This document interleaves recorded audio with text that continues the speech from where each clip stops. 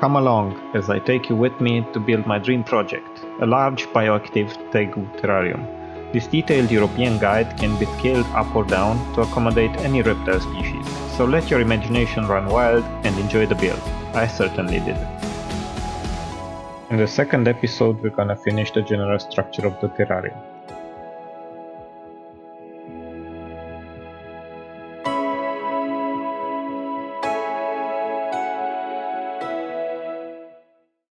Welcome back. As you can see, we have changed our building location. We are now in my apartment where the terrarium will be sitting. And this is a problem you have to take in account if you are starting to build out a terrarium like I did in a different location in the garden, in the garage. You have to make sure that when you are moving it to its final location, that it will fit through the doors, through the staircases. And I don't have actual footage of the moving part, but I can tell you it was quite the hassle. I had to dismantle the walls and move them separately, one by one. Not only that, but I had to also remove the 50 centimeter wide Tegu sheet from the 2.5 meter wide Tegu sheet because it's the large whole wall wouldn't fit through the staircase of my block, and even with the 50 centimeter piece gone, it was still a tight fit to move all the parts, and we literally had millimeters of spare space to work with, so it was quite difficult. And fortunately I am living on the first floor, so we didn't have to get through too many corners to reach my apartment. The point is that you might need to partly dismantle your terrarium in order to fit it and bring it to the final resting place, unless you are starting to build it and finish it in that particular location. But you need to take in account that you might need to stop when the general building structure is done, move it in place and finish everything up there.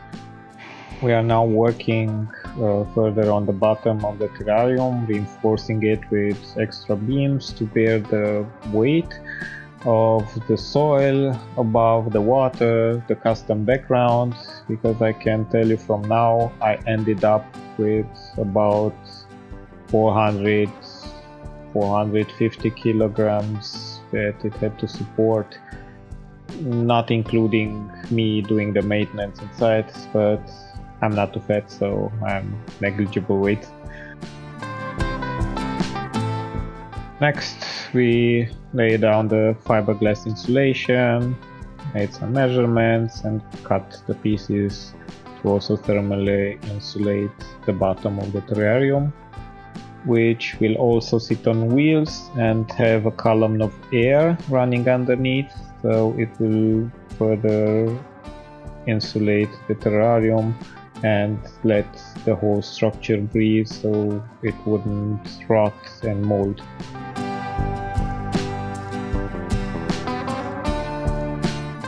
Since the bottom of the terrarium won't be visible, I have opted to cover it up with regular OSB plywood, which in turn is cheaper and lighter than the Tegu plywood or the wooden paneling I have used on the visible walls.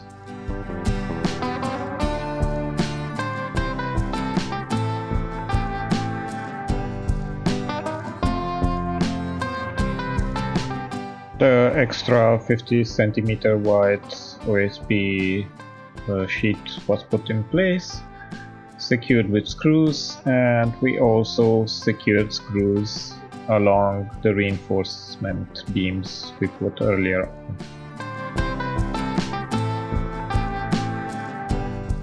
Next we installed the wheels. We started out on the edges, and for the wheels in the middle we measured the precise distance to the reinforcement beams that would support the wheels. I've opted for wheels with brakes on the edges to keep the terrarium in place when I don't need to move it to clean up underneath. They are 7 centimeters high. I didn't want wheels to be too high, to lift the terrarium too high up, because it was also aesthetically not very pleasing. They all turn 360 degrees, so I can move the terrarium to the side or to the front or to the back when I want to. And it's important to consider the maximum weight a wheel can bear. This can bear 80 kilograms. So I have 8 wheels, so they can bear a total of 640 kilograms.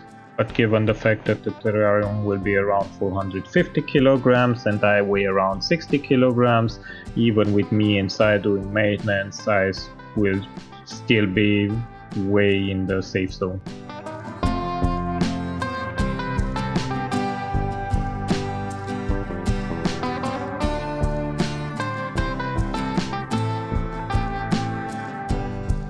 Remember to have as many outlets as possible near your terrarium. You're gonna need every single one of them when you're working on the electrical part. And now that the bottom is in its final location, we can start reassembling all the walls.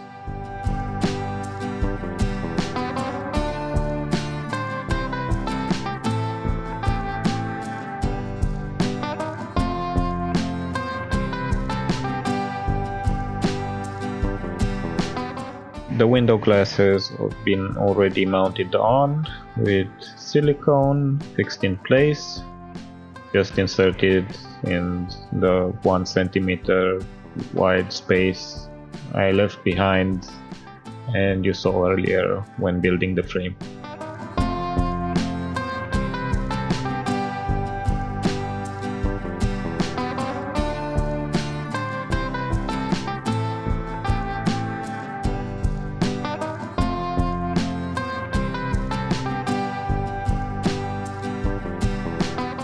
It's useful to have a helping hand during these stages of building your terrarium because you're working with large sheets and you wouldn't really be able to move them all by yourself.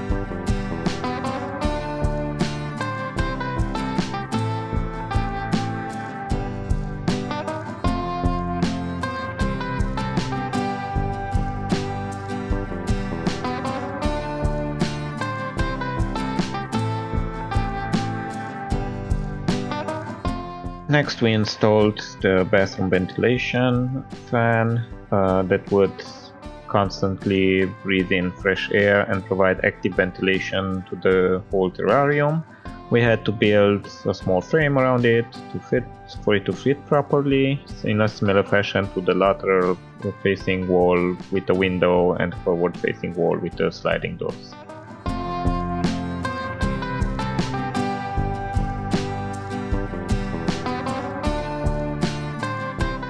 There was a little bit of instruction manual studying since we had to figure out how to correctly wire the damn thing for it to work properly. The instructions weren't really clear, but we eventually got it to work.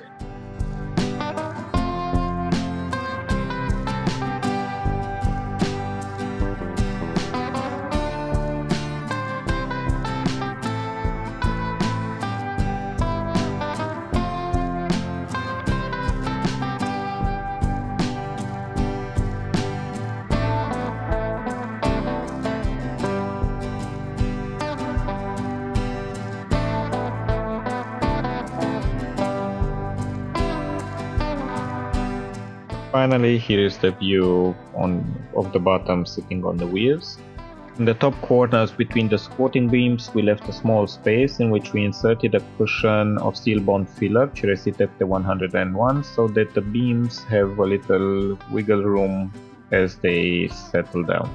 Here's a view of the lateral wall with the fan installed, and the forward-facing wall with the sliding glass doors already mounted on the railways, fixed in place with transparent silicone. In part 3, we're gonna talk all about electrical wiring, custom background, hydro and thermal insulation.